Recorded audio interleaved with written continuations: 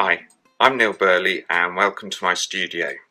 Today I've been asked to demonstrate the Eazi-Box board, and I'll be showing you how to use this versatile scoreboard to make various shaped boxes, and in another video how it can be used to make shaped cards as well. First of all, I'd like to introduce you to the board. Firstly, I'd like to show you the Eazi-Box board. It's labelled at the top. We have some vertical parallel lines at the side, and these are marked 1, 2, 3, and this is what you'll be using for the depth of your base.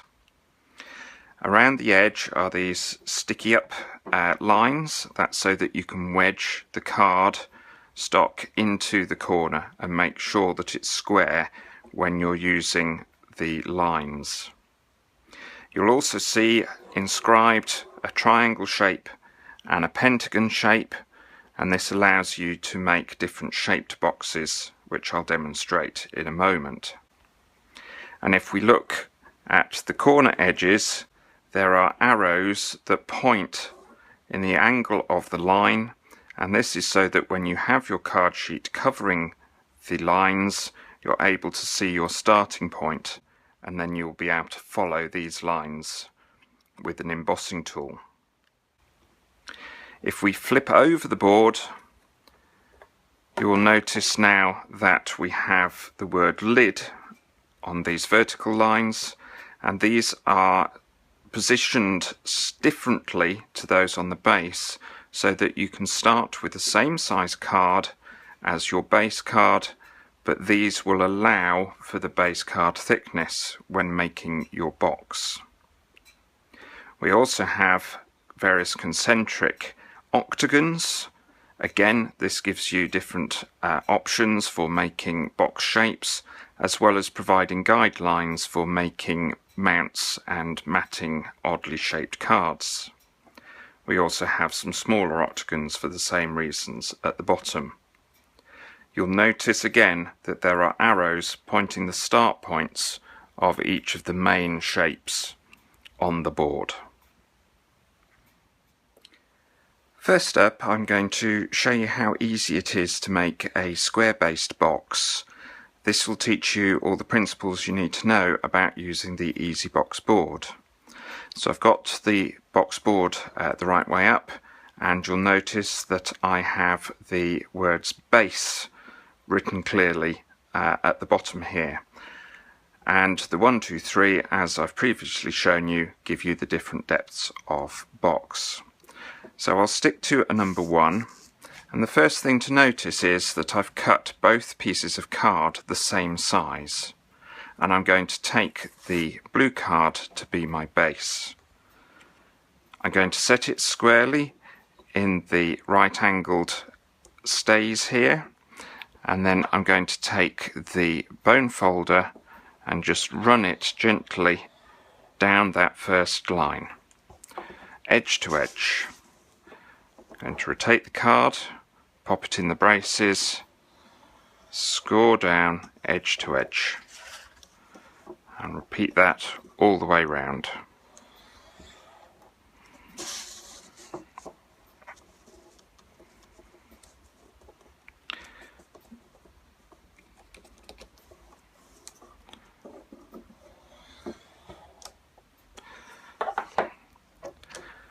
So we now have our valley folds, so we fold away from those, crease into place, open up, and move on to the next side.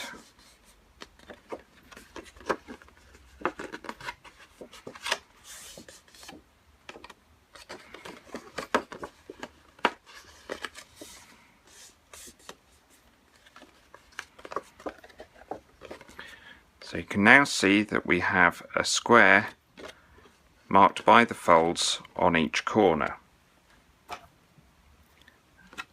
With a pair of scissors, cut down one of these folds, and then just cut a short nick out to make the tab easier to fold.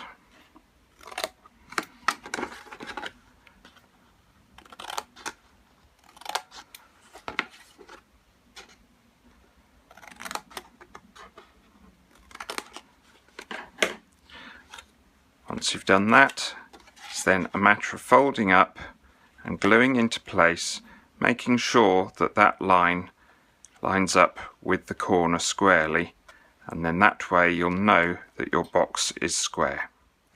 So I'm just going to glue the last of those into place. So I'm making sure the corner's square and the tab's square, pressing it into place. And then just to be sure, I'm just giving each corner a quick pinch to make sure it's well creased.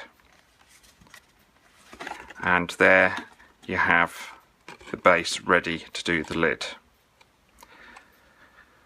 To do the lid, don't forget I'm using a square of card exactly the same size. I'm now going to turn over the board, and you now see that you have lid written on, and I'm going to repeat the process by putting the card into the corner braces so that it's square, and just running my bone folder edge to edge along that first line.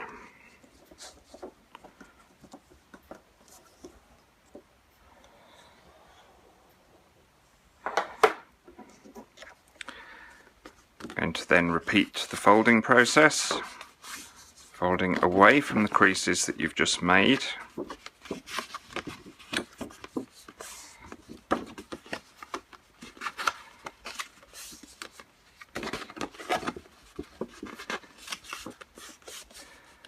And now that those creases are firmly there, you can see where you need to cut those little tabs out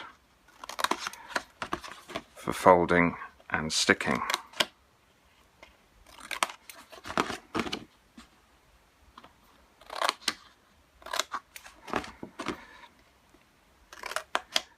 Now, the size of these triangles isn't crucial, it's just to help when you're folding to butt up against the crease on the bottom.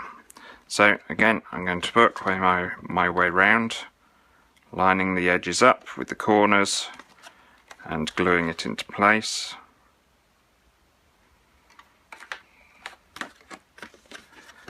Also making sure that the top of the tab is square with the top of the side you're sticking it to.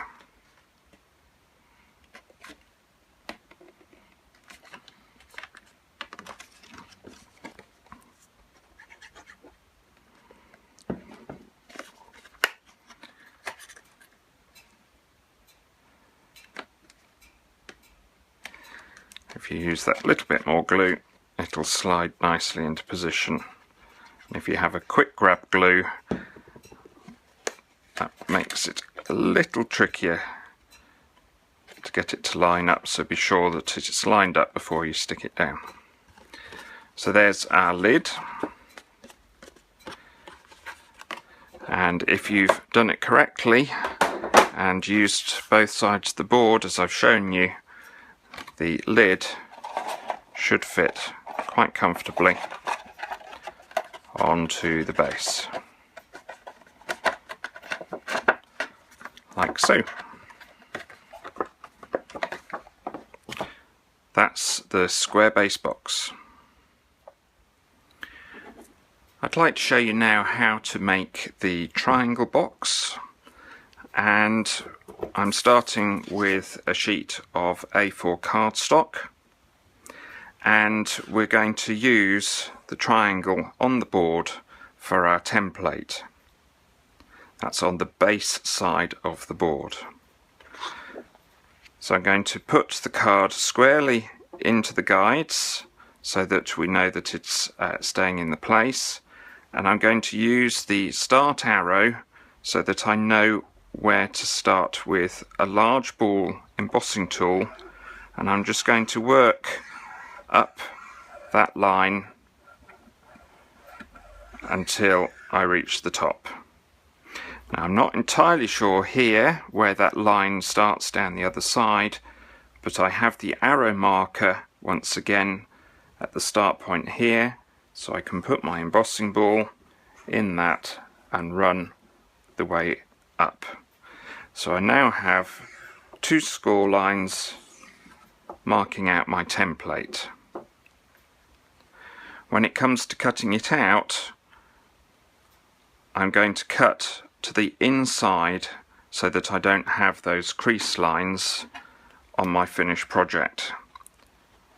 So I'll be cutting on the inside so that those fold marks stay on the waist.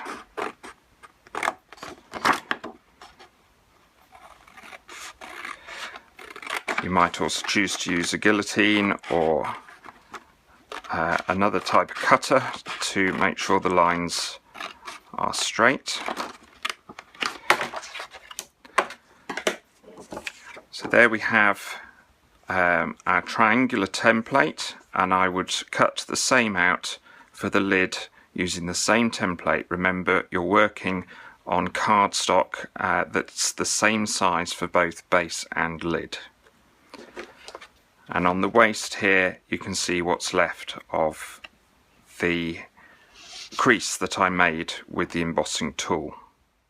If you remember from making the square base card, we put the edge against the guides, and then we ran our tool, bone folder tool, edge to edge. So I'll do that now, and I'll show you one of the problems we have when doing the shaped boxes that this causes. When we fold these lines, we will now have extra crease lines that we don't necessarily want on our finished product. So I've come up with a tip to know where these points are when you come to draw these fold lines on the base. With the triangle, place a ruler, preferably with the marking lines, at the point so that it is square with the base, and draw a line at the point. I'm doing it very faintly with pencil. Do that one a little heavier so that you can see it. So each time I'm halving that angle at the top of the triangle.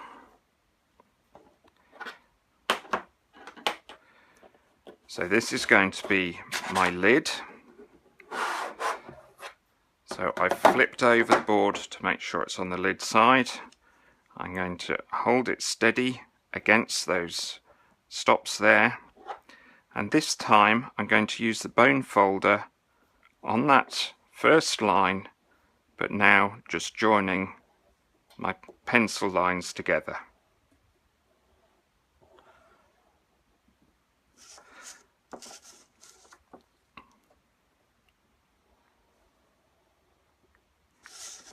So I now have no unnecessary crease lines, and that's now easily ready to fold. We now need to sort out the tabs, and what we want to do is have a square line at right angles to what's going to be your base. That way the walls will stand up vertically. So again, it doesn't matter which side of the board you lie it on, but you want to butt up the base against the bottom guides there, and you want to line up the corner with one of the vertical lines, and using the bone folder tool, run your vertical there. Rotate, line it up, run the vertical, rotate against the guides, line up that corner with the arrow and run the corner. So you can now see we have a vertical line, and we can repeat doing it the other way using these stops.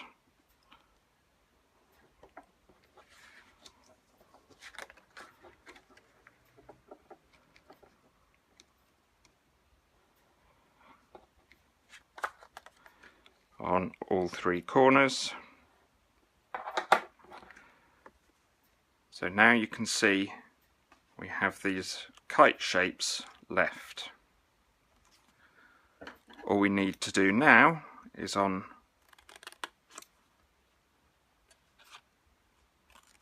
each of the corners to cut a tab. Again, its size isn't critical,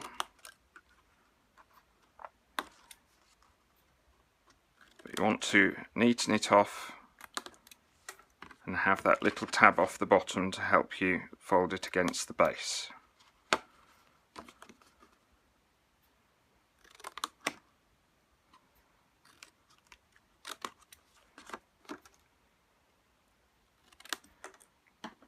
So now we're ready to fold up away from those valley folds, and you may wish to rub out the pencil lines at this point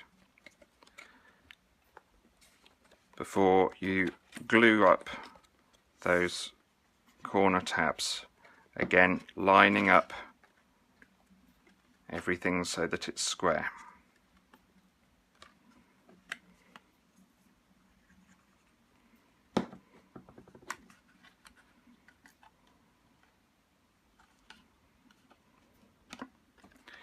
And then the final tab.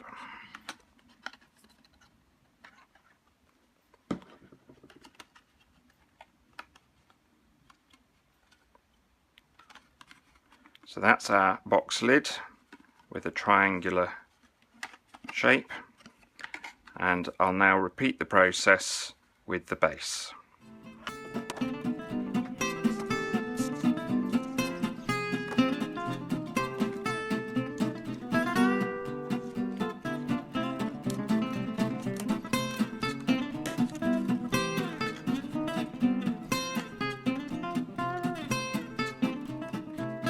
There's the base.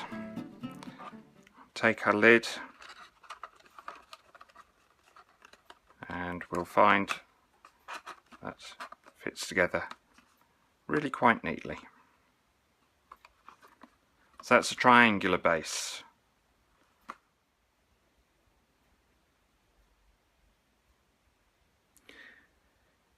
Now I'm going to show you how to make the pentagon box.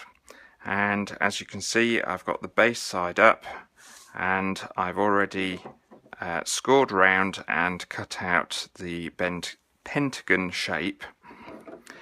And as with the triangle shape, we need to just mark the center points of the angles so that we can score the border lines.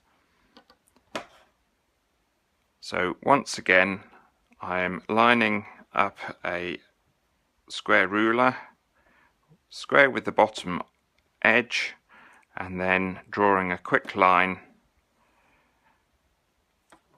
to split the top angle in half.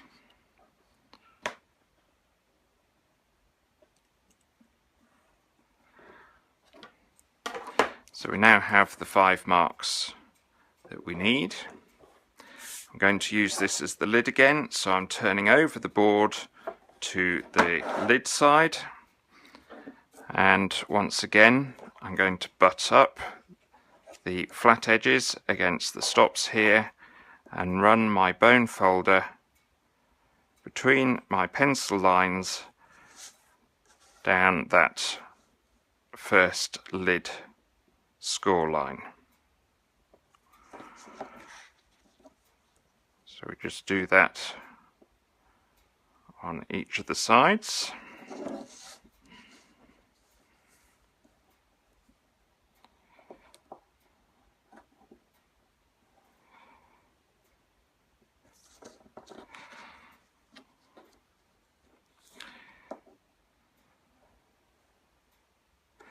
Once that's done, we can now mark the corner folds.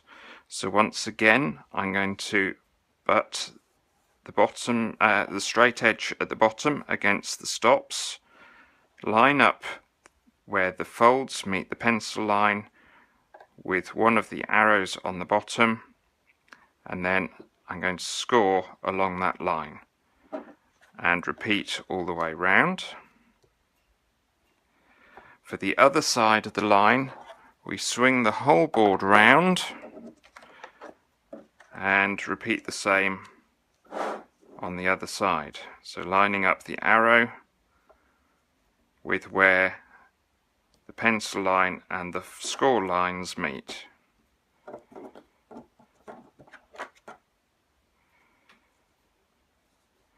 And by butting it up against these stops at the bottom, you make sure that that line is square, and therefore your sides will be straight. Now, if you are interested in doing a no-cut join, then place the bottom against the stops, and where your pencil line is, in other words at the tip, pop that in the center of your fold, in the center of the score line, and score up.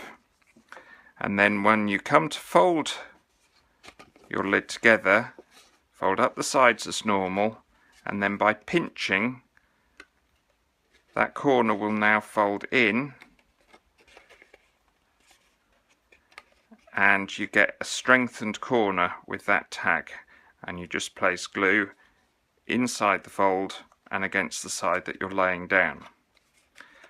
Now, one top tip to avoid bulk at the corners when you put the lid on is if you fold the base one way and the lid the other way, you will find it easier to put the lid on. So I'll go ahead and do all those corners, and I've already completed the base so that we'll check that it all goes together.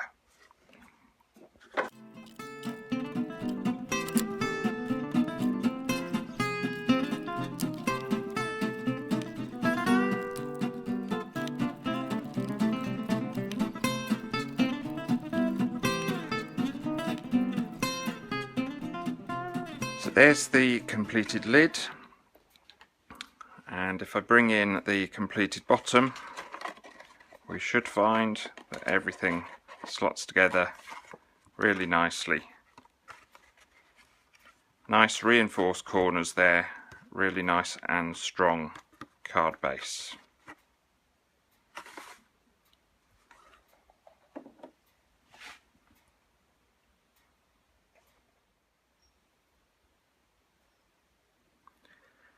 For the octagonal box then, there are two options available to you for scoring your walls.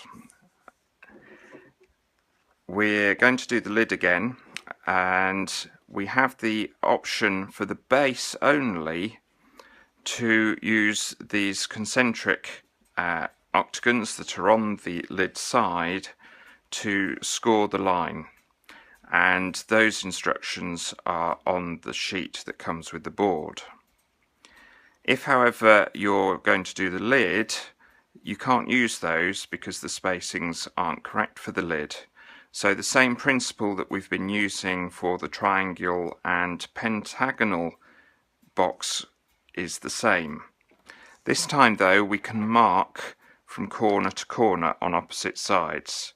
So I'm going to lay my ruler across the two corners and lightly pencil my lines and repeat for the other sides. Only need to do this 4 times, so it's a little bit quicker.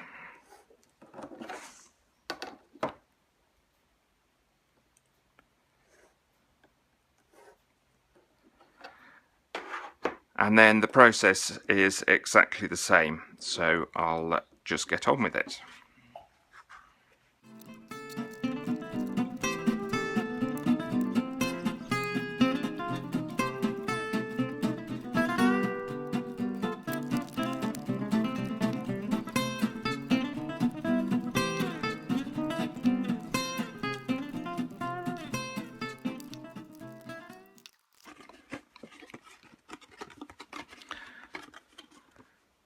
So there we have our completed lid. As before, I've prepared the base and with a bit of jigging and poking,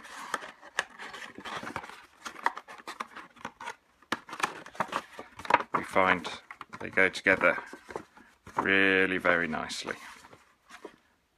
There we go.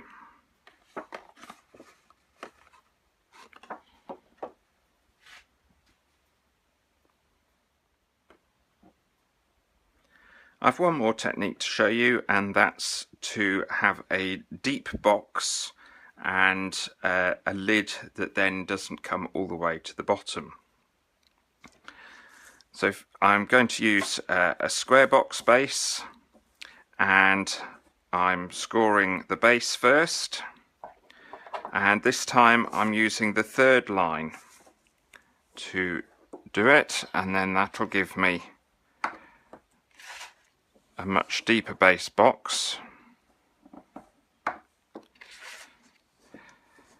And bear in mind that starting with the same card size, we'll end up with a smaller box overall.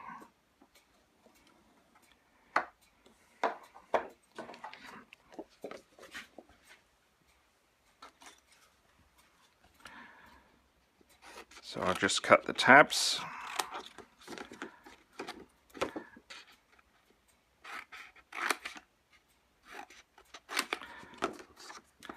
As you can see, we've got a lot more that we can potentially stick down.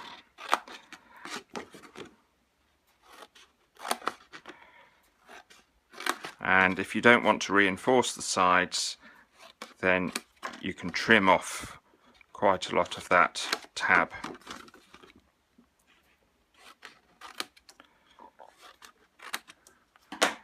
And then we fold and make the box as before.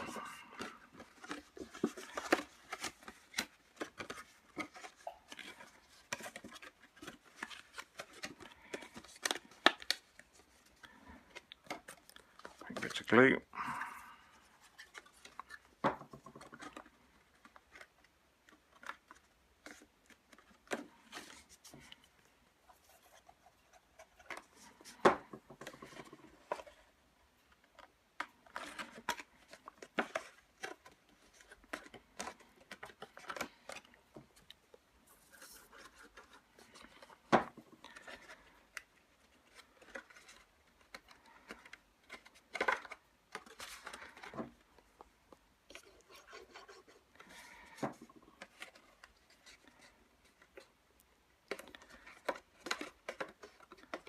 Okay, so that's the base done, and you can see how much depth it has with that third line for the scoring. Now if we score the lid, we will have the same depth, and that's not always easy for getting in and out of, particularly as the box gets deeper. So I'll now show you how to make the lid shallower but still fit. So if we turn the board over to the lid size, then initially I'm going to score down that same third line. But at the same time, I'm also going to score down the first line, so that we now have parallel tram lines. So third line and first line.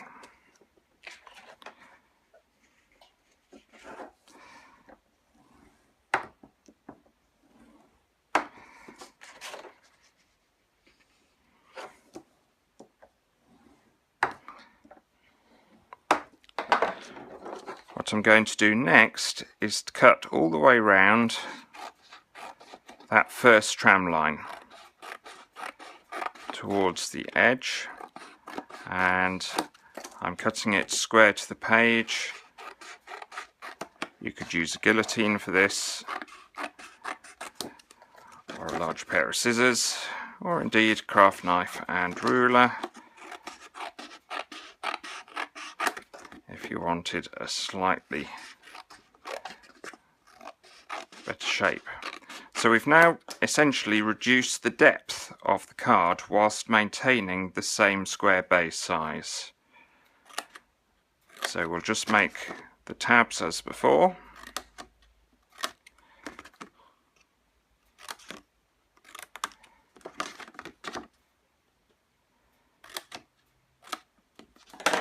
And fold and glue those into place.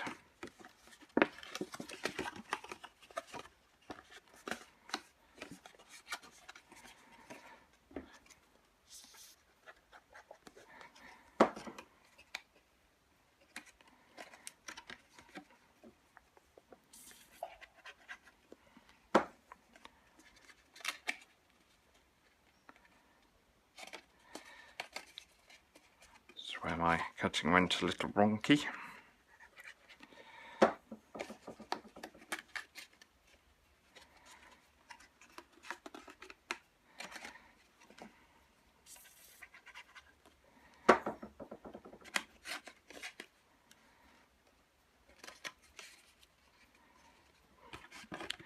So we now have a deep base with a shallower lid, and yet the two still fit together as we'd expect.